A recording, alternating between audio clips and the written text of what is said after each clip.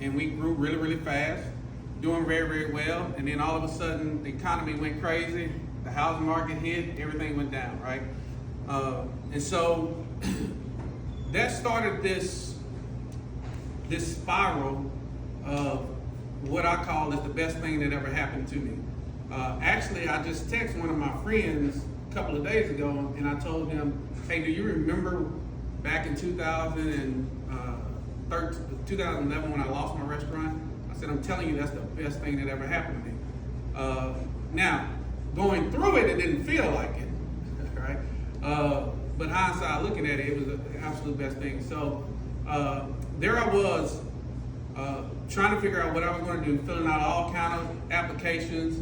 I think I was filling out maybe 10, 15 applications a day. And I was watching my wife go to work every day.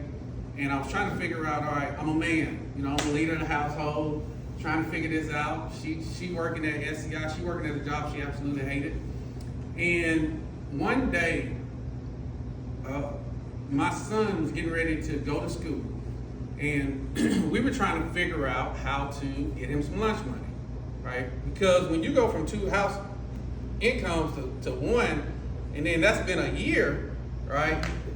You start to be strained financially, right? And we didn't have savings because we didn't grow up, you know, we didn't have, let me just say it like this. A lot of times in our culture, we don't generate the kind of income where you can put savings up. Let's just be honest, right? And so I'll never forget, my son had to go to school, and me and my wife together couldn't scrap up $2 to put on his lunch account for him to eat that day. And so I'm in there flipping over the couches. She thinking I'm rearranging the furniture, but I'm trying to find all the loose change to get my son something to eat. And in that moment, I had that John Q moment where you got to do something. You got to do something. And it was in that moment, because this is what people misunderstand. Desperation is a good gift if you unwrap it properly. Some of you all are just not doing what you're supposed to do because you ain't been in a desperate situation. Once you get in a desperate situation and you unwrap it properly, you'll unlock everything you need for the rest of your life. And so I'm sitting there and I was like, you got to do something. And so I stole our mop bucket, our vacuum cleaner, and a broom. And I drove around to, I don't know, God knows how many businesses, trying to ask somebody to let me clean their facilities. This went on for maybe 3-4 months, right? And everybody was telling me no. And so most of you will never ever get to where you want to get to because you're afraid of rejection. Rejection is your friend. You must embrace it as such. You must not run away from it. Some of you right now would be scared to death if I told you to walk up to a complete stranger, knowing that this complete stranger might have the destiny and the key to your future, you'll still be afraid to have a conversation with them. But if you get enough no's out of the way, because that's God's way of saying this person does not need to work with you, you'll finally get to the yeses. No's should not bother you when it comes to your level of purpose that God has called you to. And so if you never ever get to where you're supposed to get to in life, are you going to be content with looking God in his face and saying, I didn't do it because I was afraid somebody was going to tell me no? This is where most people are. It's not just half of the people in this room, it's just where most people are. And so I remember this guy finally telling me that his quote-unquote corporate office approved them to let me clean their facility. And he told me they would pay me $55 every 2 weeks. And I remember looking at him and saying, you know what?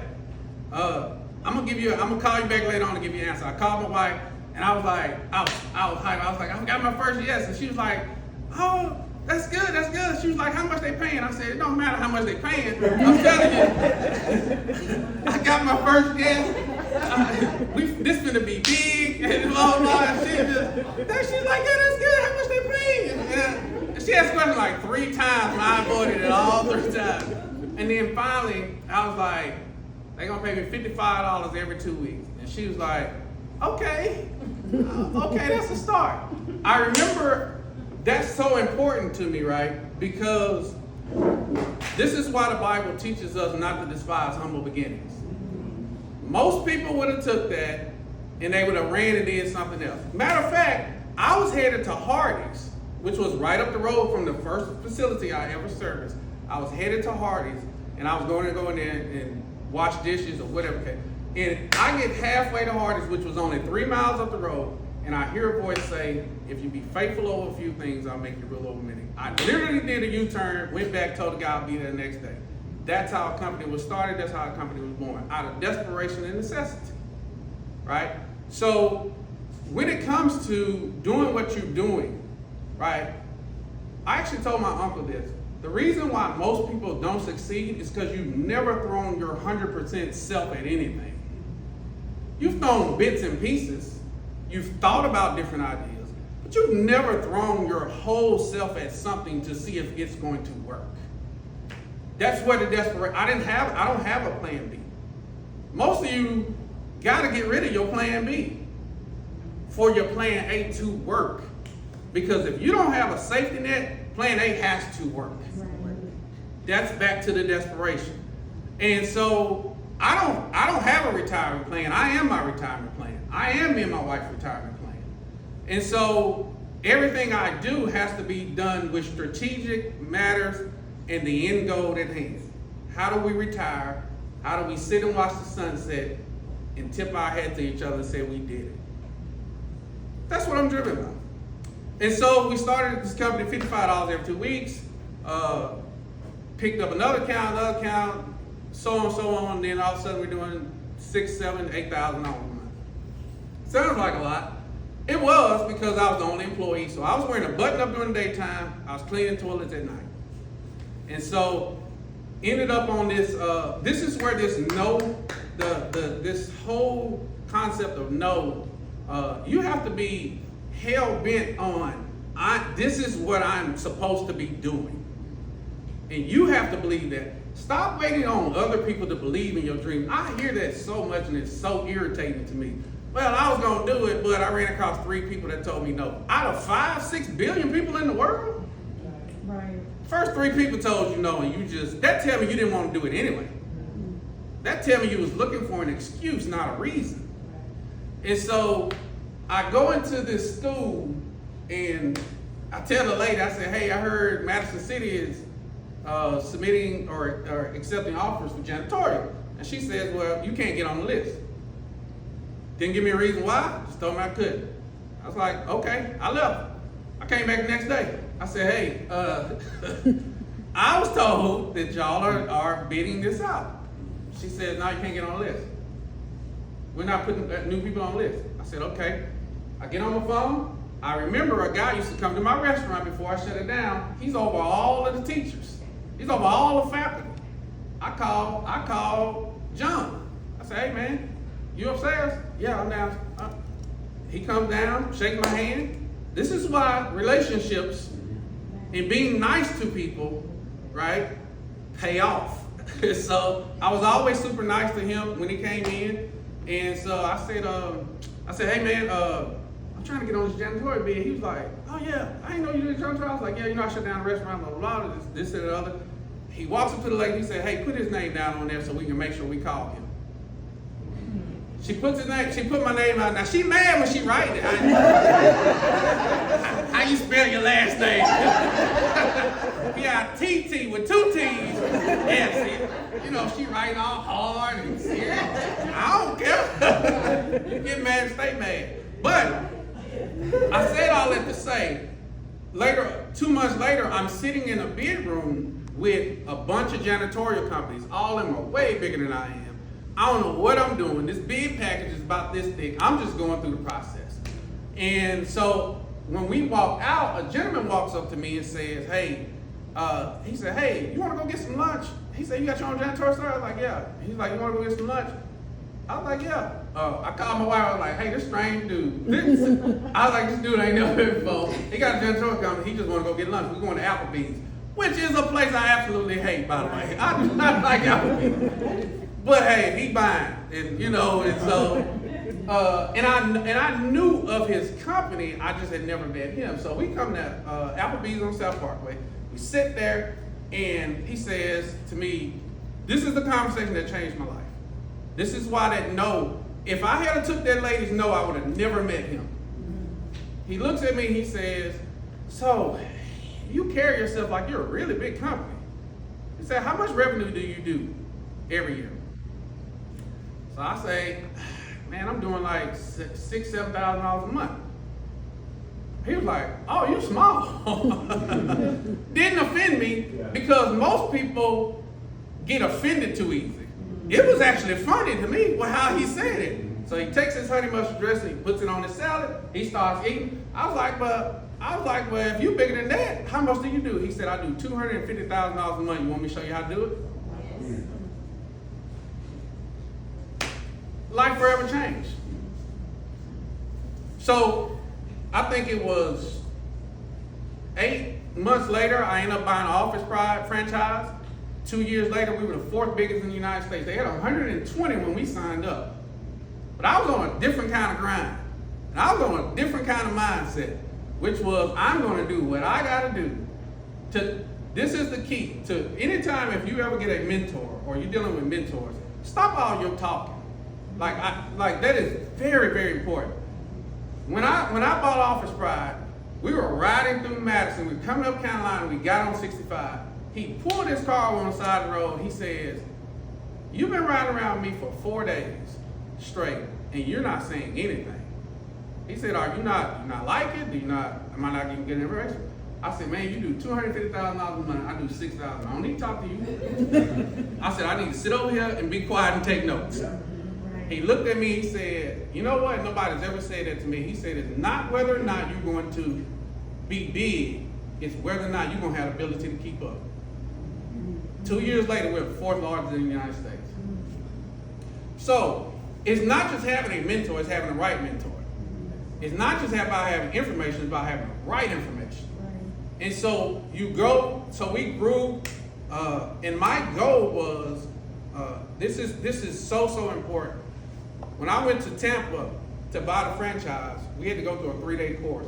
And Todd, at this time, Todd is doing $50 million a year. And he calls me out, he says, hey, what is your goal? And this is a classroom full of fun. I was like, to bring my wife off my job. That's my goal. He writes it on the board and stays up there the whole week. Every time something got referenced, it got referenced to that. This is why this is so important. Some of you have to get a bigger reason why that you want to do what you want to do. And it cannot just be about money. Because when you get a big enough why, it will drive you in the times where you feel like quitting. Because there are going to be times when you feel like quitting. Right. So, me having the ability to give away $250,000, I cannot do that when I'm self-absorbed with just about money. Me helping kids and those coming behind me or anybody lateral with me, that is what's important to me. So that's what drives me. It's not the love of money. But without money, we cannot do what it is that we want to do, right? So you can't, and let me say this to you. If you're not doing what you're supposed to do, you're being selfish. Because if I don't become who I want to become or supposed to become, I can't help the next person become who they're supposed to become. And so on and so on. So you have to realize it's so much bigger than just who we are as individuals. And so we grew this company. I called her one day at work and I was like, hey, what you doing? And she's like, I'm at work. I was like, well, tell them you ain't got to come back no more. And she was like, well, I got to turn in notice. And I was like, well, tell them they can notice you ain't going to be there tomorrow. I don't have a plan B. See, I don't deal with plan Bs, man. Like when you walk out, I actually told her to go in there playing Rick James. I'll tell y'all about that later. I'll tell y'all inside. I was like, pump this on your phone walking out. Y'all go to, if y'all Rick James fan, But that's just my mentality. I don't have all this burning. I'm burn bridges. I understand what that means. That's right. But corporate America, we're not going back to that. We don't. And anybody who, I remember telling her, we were sitting around with her family and we were just eating on a Sunday dinner and they was just like, I had to be like 35, 36. and we were talking about, I was like, yeah, I'm gonna bring her off a job by the time she's 40, and they all just sit there and laugh. Like a real laugh. And I just remember just sitting back taking it all in, like, okay. Well, when she turned 40, she came off her job. I was driven that much. But I said all this to say, then we built this house, we built a little cottage. So this is where the real estate portion comes in. So I don't know of another stream that you can build a ROI as fast as you can through real estate. I just don't know. Unless you start a tech company and you sell it or something like that, I just don't know. And more people are in more positions today because of the type of jobs that they have, the type of jobs they offer to do it. For whatever reason, people are just still afraid to do it. But you'll go buy a Mercedes, a $90,000 car, when you can go buy property. And at least that property is going to give you a return on your investment. Right? Some of these jobs they handed out, my son, I'm looking at him like, they pay you what? I was like, man, they pay you more than me and your mama made together when we had you. Like these, but you're not leveraging what it is that you're supposed to be leveraging. So I said all that to say, we built this house. I built this house for a reason. I did not build this house because I wanted to live in a big house. I built this house because I knew one day I would sell it. So as I built the house, it just went overboard. I designed it, built it. It took me 2 years to build this house. And everybody that walks through this, man, like this, I'll be like, man, I'm ready to sell it. I was ready to sell it before we moved in. Had COVID not happened, the house would have been sold, y'all would have never seen it. But then they hit me with the 25% capital gains tax. And I was like, nah, I'm not giving it away. Not on this kind of house, I'm not giving away that much money. But I said all that to say, people were like, well, that's the house of your dreams. And I was like, that's not the house of my dreams. You weren't with me when I was sleeping. You weren't with me when it might be the house of your dreams. But I'm so serious. If all I have to show for the potential God gave me is a house, I don't care how big and nice it is, I have failed. Because I was there when God told me what it was he was going to use me to do. So, and you have to be responsible for the gift God gave you. You have to watch how you unwrap your gift on a daily basis. It's a gift, which means he can take it back whenever he feels like it. I didn't mean to go into the spiritual side of things, but that's what it is. This is what it is. And so we built this house. We moved in 2020, and I remember looking at my wife saying, I think I can build houses. I ain't got not one customer. I ain't talked to nobody about building their house and none of that stuff. Well, to date, the smallest house I've ever built is 8,000 square feet. I broke ground on a 10,000 square foot yesterday. Not because this is something I was always on track to do. Sometimes in life you just kind of stumble across stuff. It's the gift. I know how to make money. That's my gift. I know how to dissect deals. I know I can. It is one of the great superpowers God gave me. I have the ability to process information very, very fast, and I have no fear. Zero when it comes to business. Now I'm scared of like animals and stuff. Like if a wild monkey fell up in here, dipping. I don't fool with monkeys. But when it comes to business, I have no fear. You know why? Because I've already been at the bottom. I mean, I come from the country, the poor people. Like, what are you gonna give me that's worse than that? I've already seen that, and I survived in it. They gonna take my house? Like, I go to an apartment. I don't know, with some of these apartment prices y'all paying, it's ridiculous out here. So we did that. So I built this house, and on my 40th birthday, I'm finna come to this full circle moment that I wouldn't tell you about.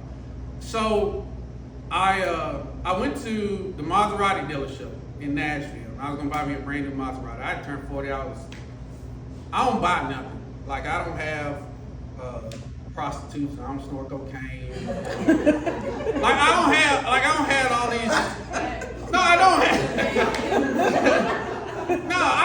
have. My biggest downfall is I like to eat good food. So man, I spend a lot of money eating good food, right? I say it's for convenience, but that's what I do. But I was like, and she the wrong person to have in the car when you talking about buying something, because she, go on get it. You don't never buy stuff. She ain't gonna try to talk you out of it. It ain't gonna be none of that. It's get it. You don't buy yourself nothing, right? Right. But I'm a guy. Like I'm a real man. So we as men, we're always thinking about tomorrow and the future and this, and we're always thinking about, man, if my son needs something 20, like we think about the weirdest stuff. Right? A lot of times women live in the moment, right? God made y'all like that. That's why Eve ate that apple. She lived in the moment. But anyway,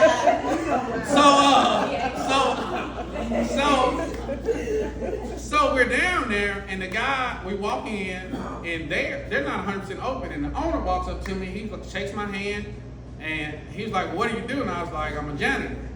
And he was like, oh. So he calls one of the sales guys out the back and says, hey, y'all take care of him. Blah, blah, blah. All right.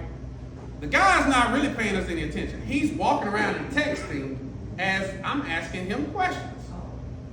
So when I see him texting, I look at her. She's sitting in the back of a black Phantom that I'm seriously considering mine. And I look and he's texting. I was like, hey, let's go. She already know what that means. And so the guy was like, now all of a sudden it's Mr. Pitts. He running behind me. I'm like, no, I'm good. I come back home.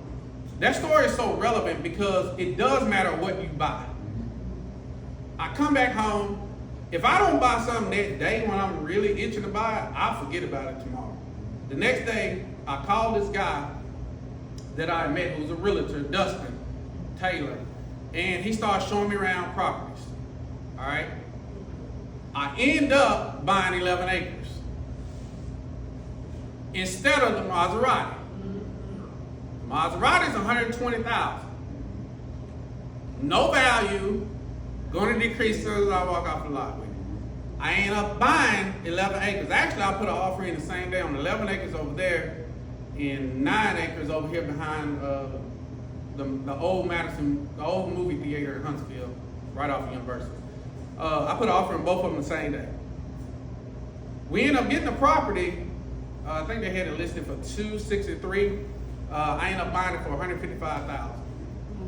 I'm saying that's full circle because I didn't think about that until literally we were pull up in the parking lot. I bought the third phase to the subdivision that you live in. Yeah. So a long time ago when Brandon, my oldest son, and her daughter were very close, Brandon used to go over there and stay all the time. Eat, and then we go pick them up on Sunday. I've seen them building houses, but they don't build phase one. And this is 2000, probably like 11 or 12. I just bought this property in 2007, 18 or so. Bought the property, ain't did nothing but cut the grass. We have conceptual drawings to do 80 apartments on it. All right? That's the plan. That's always been the plan. But then, Facebook decided they want to put their data center 2 miles away from me. I could have bought a Maserati, wouldn't have been thinking about land. Ended up buying the land, paid $155. Right now, my property is valued at $1.6 million. It does matter what you do and what you're responsible for. So I'm just riding through. I see them working ground. I don't know what this is. And it ain't like I had all this mapped out. But what I did was I sacrificed today for what I want tomorrow. I gave them $35,000, and I think I paid $1,019. Y'all, if you know anything about me, I'll tell y'all my business. I'm a mechanic. Because don't ever trust a mentor who don't tell you his numbers. All right, they just want you to be impressed with them. So just a little known fact. But so it's I pay $1,019 a month, right, for the last 3-4 years on some property that's just sitting there, and it has increased. I paid $14,000 an acre for it. It's worth over $135,000 an acre right now. I've only spent $85,000. That's the leverage. I counted it up one day. I've only spent about $85,000 out of my pocket between my down payment and my monthly payments. So you have the ability to do the same thing, right? So then I bought a whole street over in Decatur, which is going to be our first development. I just went in there and bought the whole street. I found out the guy was getting divorced from his wife, and he absolutely hated her. He told us that to our face. He said, I hate her. he said she don't move to Florida. I hate her. The whole street. I bought a whole street. Listen, and then you don't even, so this is the reason why the financial part of it is so important. All joking aside, you realize you have a lot of leverage in negotiation when you have the financial resources to do what you need to do. So when he said he wanted $70,000 for it, I was like, the best position I've always been in, the best deals I've always got is the ones I didn't have to have. The ones I could walk away from and still sleep at night. Right. So I told him, I was like, well, I'll give you $35,000. No, I think I told him $32,000. Because that's what I thought it was valued at. And he's like, no, I got to have 58. And I told my realtor, I called her and I said, tell him I'll bring him $35,000 in a duffel bag tomorrow. If he don't accept it, just don't even call me back. I think it was 3 minutes. It literally took him 3, because you don't have to play those games. You don't have to play those games, right? But even if you don't have the cash, if you have a good job, you got the credit, right? You have to be willing to take a risk and go and do what it is that you want to do for your financial freedom and the people that you love. Stop telling me you love your family and legacy if you're not willing to take the risk to do what it is to do to free them up. This is why the young minds are so important to me. Kyler. Yes, sir. So Kyler, I met Kyler maybe a couple of months ago at an event I was speaking at. And he walked up to me and he was like, hey man, I need an internship. This is that childlike faith, right? That they're not even considering that you're gonna tell them no. They just ask, right? Kids don't care how you get to Disney World, they just know they wanna go. They don't care it costs or none of that stuff. Right. So Kyler walks up to me, him and his mom, he was just like, oh yeah, I want an internship. And I was like, all right, and I hear this all the time. So I gave him my number like I do here, all the other kids. And so he texted me, he was like, hey Mr. Pitts, hey, it was really nice meeting you. I'm just letting you know I get out of school such and such date and I want to do the internship. And I was like, okay. And I think that's all I sent back to him. And then he texted me, he was like, last week he was like, Mr. Pitts, is there anything I need to be reading and studying up on? Like, this is not normal.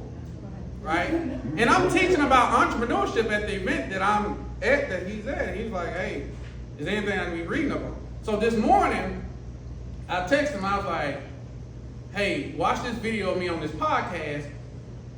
Give me your 3 takeaways from it, and we'll talk later.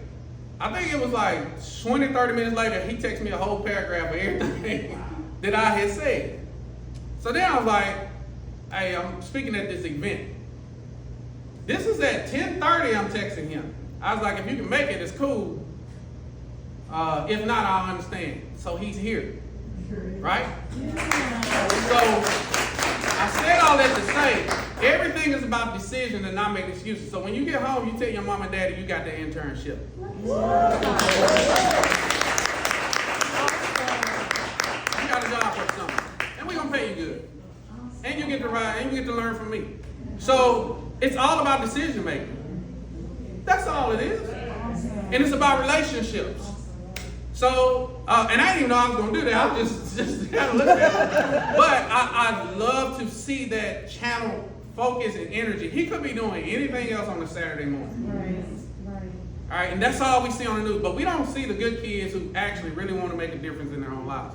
So, real estate. So, we bought that. We got a development going on. So, that development in Decatur is going to be probably about a $3-4 million project. The one where Denby subdivision is, the third phase of that, is probably going to be a $14 million project, right? How do I come up with the money? I don't know, but we figure it out. I do know, but we figure it out, right? And that's what started Pitts Investment Group, right? All of my houses, the houses that I build, all the remodels, all of the houses that we buy and flip, we got. I'm trying to get 3 houses on the market next week. One is a brand new construction that we're finishing up. I got another one in Athens that we bought and we flipped. That's going on for sale next week, and then we got another one in Gator that's going on the market as well. So I just started buying houses. I was like, forget a car, forget stupid stuff, right? Because that don't really do nothing for me, no way. What does it for me is the fact that I know that I built a $5 million portfolio in less than 2 years. It took me 20 years. I became an entrepreneur officially in 2002. It took me 20 years to learn how to make $1 million in business, annual revenue. 20 years. But once you get it, you get it. It took me 2 years to figure out how to make 5 million. Next year, we'll probably do 10. That's what we'll be shooting for. It just compounds. It compounds. As long as you don't do stupid stuff, right, and you get right information. And so, enough about me. I just want to talk real quick about why, how, who. Who is you, right? That's you. You have to make a decision every single day to get up and do the things that it's going to take, the things that is necessary to get you closer to your goal. They are your goals. They're not God's goals. They're your goals. He gives you an ability and the power to get well, which means if you ask enough questions and you get the right information and go on that path, you'll be just fine, right?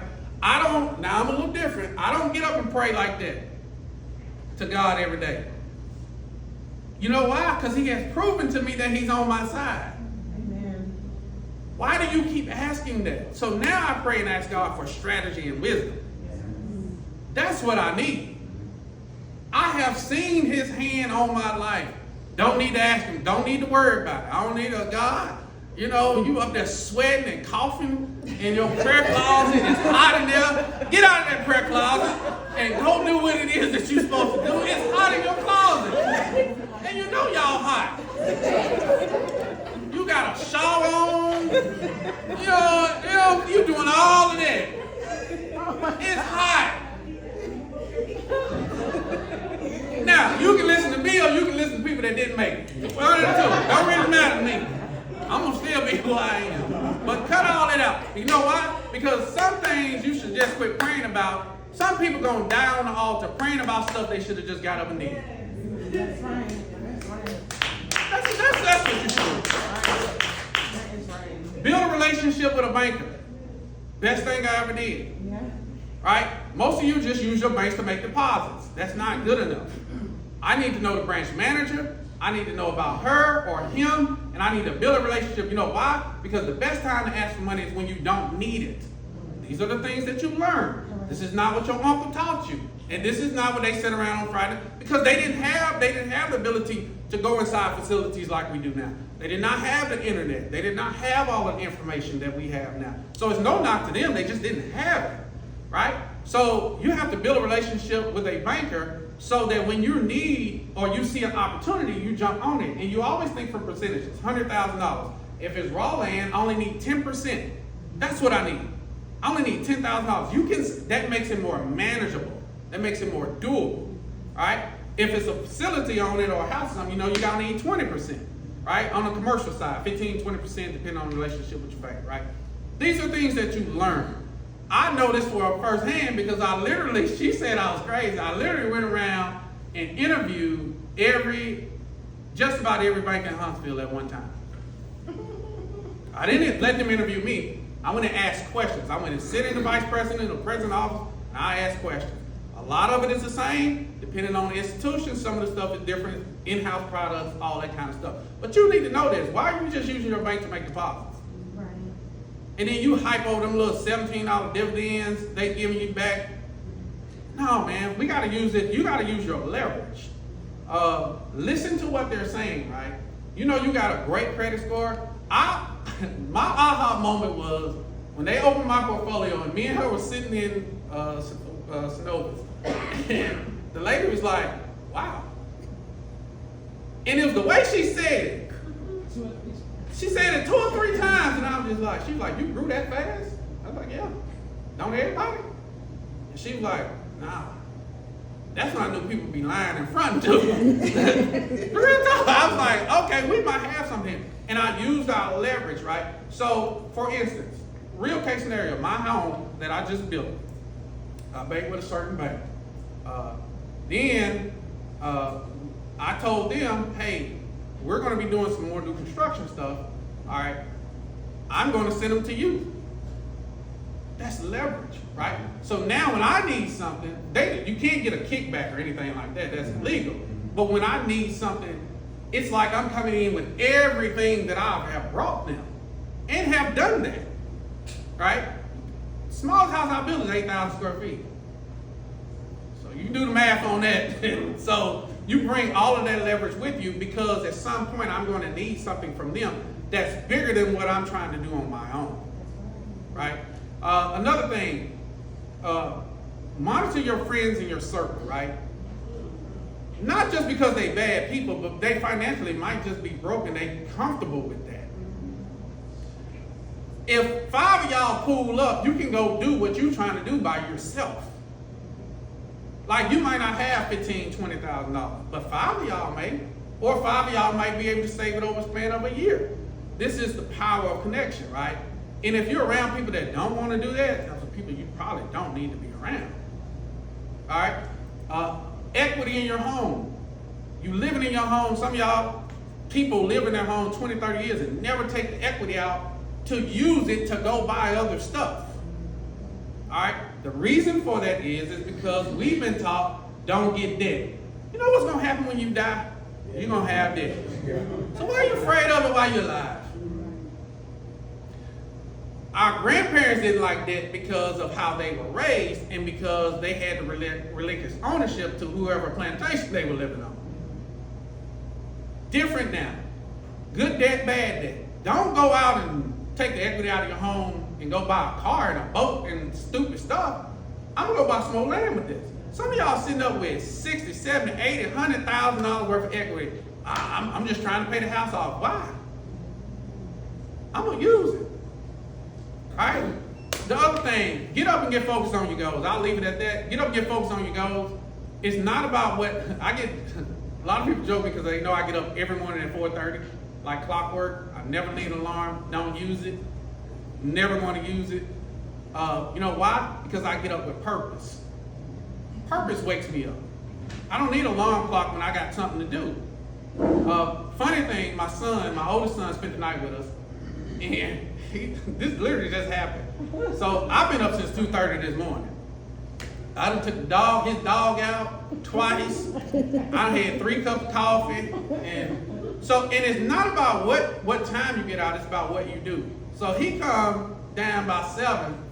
Hey, he kind of just walked around. I was like, you straight? He's like, yes, sir. I said, I look like you dragged. He's like, I'm not a morning person.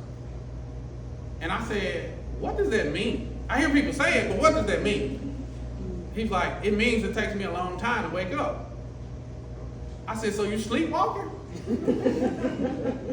I mean, somebody help me with what the reason why you dragging is because you didn't get up with a plan today. You didn't get up with a purpose. And you think you got the rest of your life to fulfill your purpose. The amount of people who think, I don't think I've ever said this before, the amount of people who think that they're going to get through their purpose and be rested amazes me. You will be tired and broke down because you've given it everything you got.